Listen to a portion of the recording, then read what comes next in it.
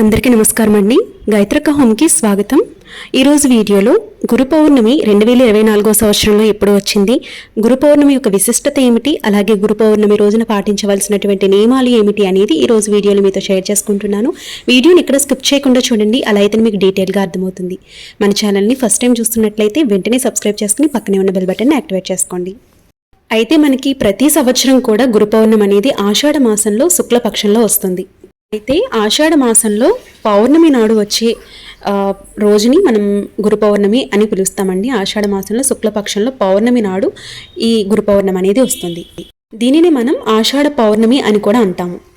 ఈ రోజే మహాభారతం రాసినటువంటి వేదవ్యాసుడు జన్మించినటువంటి రోజు కూడా ఇదే రోజు అండి. అయితే ఈరోజు ప్రత్యేకంగా గురువులను పూజిస్తారండి.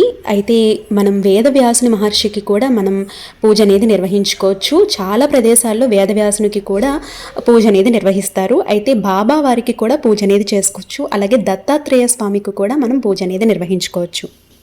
ఎవరైతే భక్తి శ్రద్ధలతో ఏకాగ్రతతో నమ్మకంతో ఈ గురు పౌర్ణమి అనేది చేసుకుంటారో వారికి చక్కటి జ్ఞానం అనేది వస్తుంది. అలాగే గురు బలం అనేది లభిస్తుంది.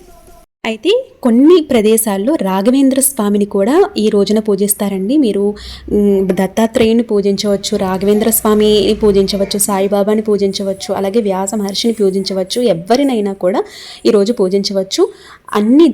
ఇప్పుడు చెప్పినటువంటి అన్ని భగవంతుడి యొక్క స్వరూపాలు మీ దగ్గర ఉన్నాయి అనుకుంటే కనుక మీరు అన్ని స్వరూపాలని పెట్టుకుని కూడా పూజించుకోవచ్చు. ఇంతటి విశిష్టత ఉన్నటువంటి గురు పౌర్ణమి మనకి జూలై నెలలో 20వ తారీఖు శనివారం నాడు సాయంత్రం 5:20 పౌర్ణమి గడియ అనేది ప్రారంభమవుతుందండి. జూలై 21 ఆదివారం సాయంత్రం 4:12 వరకు ఈ పౌర్ణమి తిథి అనేది ఉంటుంది. సూర్యోదయ సమయం ఎప్పుడైతే ఉంటుందో ఆ రోజునే మనం పండుగగా పర్వదినంగా చేసుకుంటాం. కాబట్టి ఇంకా ఆదివారం నాడు అంటే 21 ఆదివారం నాడు గురు పౌర్ణమి అనేది జరుపుకోవాలి. ఈ గురు పౌర్ణమి అనేది మనం తెల్లవారుజామునే చేసుకుంటే మంచిదండి. ఎందుకు అంటే మనకి గురు పౌర్ణమి అనేది సాయంత్రం 4:30కి తిథి అనేది వెళ్ళిపోతుంది. కాబట్టి పౌర్ణమి తిథి అనేది వెళ్ళిపోతుంది. కాబట్టి మార్నింగే పూజ అనేది చేసుకుని గుడికి వెళ్ళాలి అనుకున్న వారు గుడికి వెళ్ళవచ్చు. గురు పౌర్ణమి రోజున ప్రత్యేకంగా దక్షిణామూర్తికి పూజ అనేది చేసుకున్నా కూడా చాలా మంచి ఫలితం అనేది ఉంటుందండి. ఈ గురు పౌర్ణమి మీ పిల్లలతో పూజ అనేది చేయించడానికి ప్రయత్నించండి. వాళ్ళకి చదువుకునే పిల్లలకి లేదంటే ఉద్యోగం రావాలి అనుకున్న వారికి ఇవి చాలా చాలా ముఖ్యమైనటువంటి పూజ అనమాట. కాబట్టి పిల్లలతో ఈ గురు పౌర్ణమి పూజ చేయించడానికి ప్రయత్నించండి. ఎలాగో మనకి ఆదివారం వచ్చింది కాబట్టి పిల్లలందరూ కూడా ఆదివారం ఇంట్లో ఉంటారు.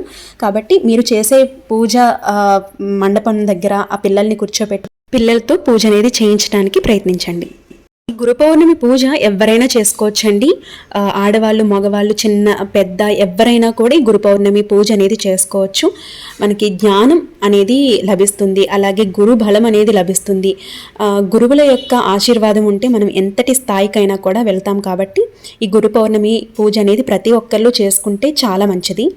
అయితే గురు పౌర్ణమి రోజున ఇంట్లో చక్కగా సులువుగా పూజ ఎలా చేసుకోవాలి అనేది రాబోయే వీడియోలో వస్తుందండి. మిస్ కాకుండా చూడండి, ఛానల్ని ఫాలో అవ్వండి. ప్రతిదీ కూడా ఇన్ఫర్మేటివ్ వీడియో అనేది ఉంటుంది. రేపటి ఒక మంచి వీడియోతో మళ్ళీ మీ ముందుకు వస్తాను. అప్పటి వరకు నమస్తే. ఈ పూజకి సంబంధించినటువంటి గురు పౌర్ణమికి సంబంధించినటువంటి డౌట్స్ ఏమైనా ఉన్నాయి అనుకుంటే కమెంట్ సెక్షన్లో అడగండి, తప్పకుండా తెలియజేస్తాను. రేపటి వీడియోలో మళ్ళీ కలుద్దాం. అప్పటి వరకు నమస్తే. మీ గాయత్రక్క.